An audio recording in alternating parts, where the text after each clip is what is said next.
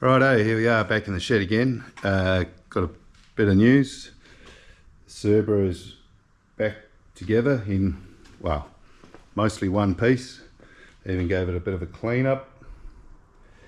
Yeah, and I took it out for a drive. Now, didn't go too bad. A few little issues, but nothing super crazy. First thing, the battery was flat. I had been starting it and I had started it and run it in the shed, and of course one day I actually had got everything together and wanted to take it out. Yeah, she died. So I put it on charge for a few hours, sort of brought it back to life, started right up, and as I was out driving I had the laptop connected, and I could see the volts. The volts were sort of jumping from 13.5 like down to sort of 11, and then they jump back up again, and then they jump down backwards and forwards. Now, I don't know if that's an alternator thing, but towards the end of the trip it pretty much stopped doing it, which makes me think maybe it was a battery thing, and as the battery got charged, yeah, I don't know. So if you've got an answer for that, let me know. Is it an alternator? Is it the regulator in the alternator? Is it something I can just, do I need a whole new alternator, or can I just change the part on the back of the alternator? I don't know. Clutch worked all right, didn't leak any fluid. It's quite heavy, but yeah, what are you going to do? And yeah, the running of it, I actually took the lambda sensors out. This is off camera, and I cleaned them. I basically gave them a coat of like brake cleaner, and a little real fine wet and dry, which apparently you're not meant to do. People say, oh, it doesn't work. Some people say it does work. Well, that's what I did anyway. So and it seemed to sort of work. Now, as I took off out of the driveway, I reset the adaptives, which was probably not a good idea because it instantly ran like rubbish. And as I was driving, I could see the adaptives just putting more and more and more fuel in. So, and it was getting better. It was running better as I went. So, another thing too, the throttle position sensors seem to be working fine. That's the race, I can't remember the brand name. I'll put a link in the description. They seem to be working fine, but I found I had once it heated up, the idle just dropped to like 450 RPM, which is way too low. So I was sort of coming up to traffic lights and sort of having to try and put it in neutral, hit the brakes and keep the revs up because I didn't want it to stall, which is, yeah, not ideal. So I ended up putting the idle speed up to about 1,000 RPM, a bit under 1,000. It actually, that's while it's hot, and it actually sounds fine at that. It seems to like it. I think the factory recommended 950 or something. I'm probably about 975-ish. And then because the adaptives were adding so much fuel, I thought, well, maybe my throttle position sensor at idle is too low.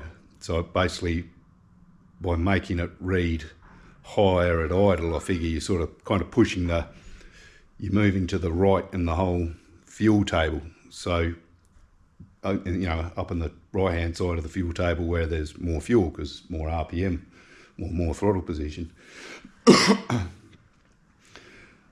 So I did that. I reset the throttle position sensors to read about 18% while it was idling, and when I did that, the idle speed went up.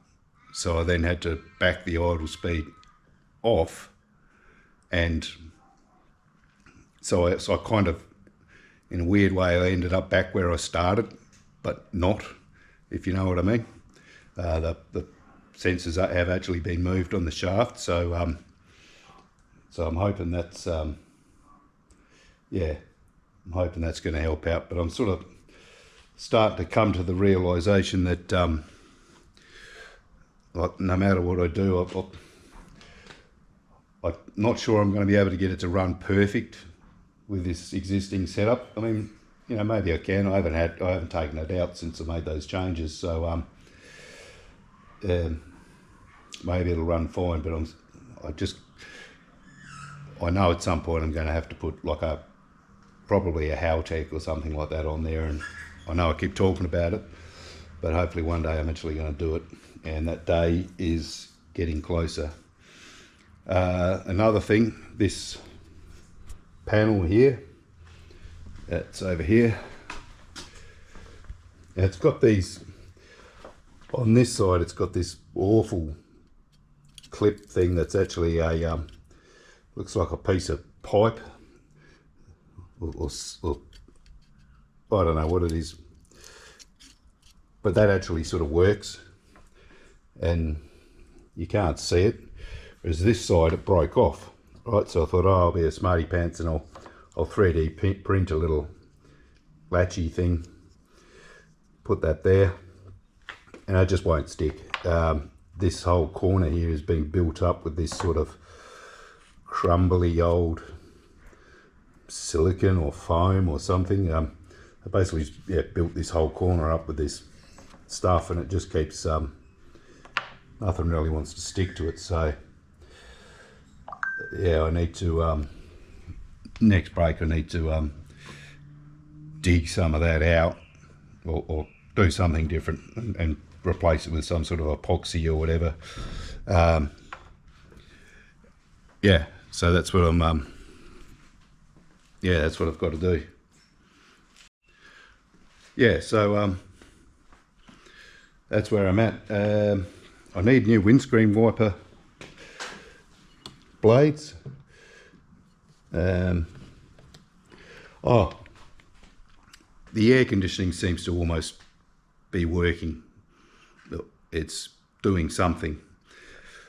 It's got cold air coming out, or at least I think it seems like it's cold.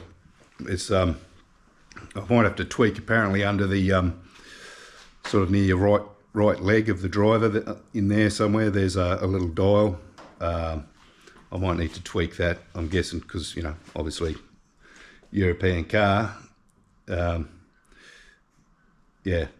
aircon's not such a big deal. Here it's a bit more of a big deal.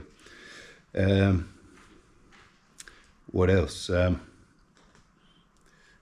on a minute. All right, yeah. Yeah, need the windscreen wiper blades. What else? Yeah, apart from that, it's got a weird sort of scuffing noise as you drive along, like the brake pads are sort of dragging, like this sort of, yeah, it's just annoying. Yeah, that's about it.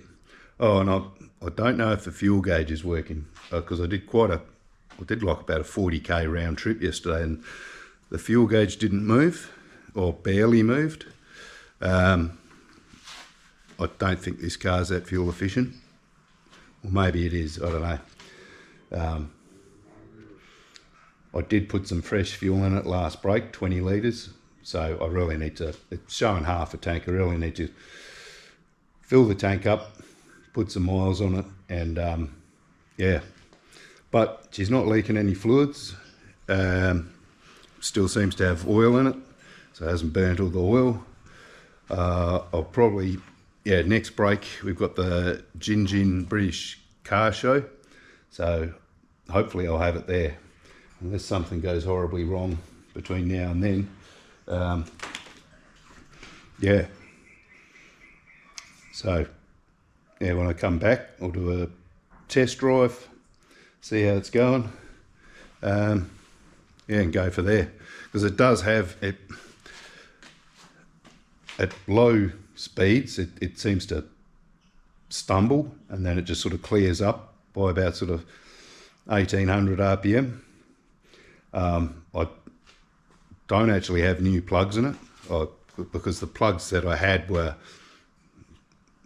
pretty new anyway. So I just thought, well, look, I'll put the old plugs in it, run it, and yeah, see how we go. I've got new plugs to go in, so I'll see how I go. If it still stumbles when I take it out next break, I'll probably put the new plugs in it, because yeah, spark plugs don't like cars just sitting idling in the shed, especially when they're not running spot on. Yeah, just trying to think if there's anything else. Yeah, gauges all worked. Yeah, she actually, I was actually sort of starting to enjoy driving the thing yesterday. So yeah, it's coming into winter over here too. So oh, it didn't overheat. It actually got too cold on the freeway. The temperature went down to like 80 degrees with both the fans off, which is great. Radiator's working well. Yeah, it's just those few little hiccups. And oh, you might have seen on some of my previous videos I talked about wrapping the exhaust, like wrap the exhaust, clamp it in place, and then just soak it in the exhaust paint. Well, it works well, but boy does it stink. And it's it's really unnerving pulling up to a set of traffic lights and you've got smoke just wafting out from under the bonnet. People sitting next to you get a little alarm too. But that's mostly gone now, so hopefully that'll all be set hard as a rock. And yeah, what else? That's about it. I'll have to do some Googling, find out what sort of windscreen wiper blades this takes. I'm sure it's some weird old British Ford. Oh, and the bonnet.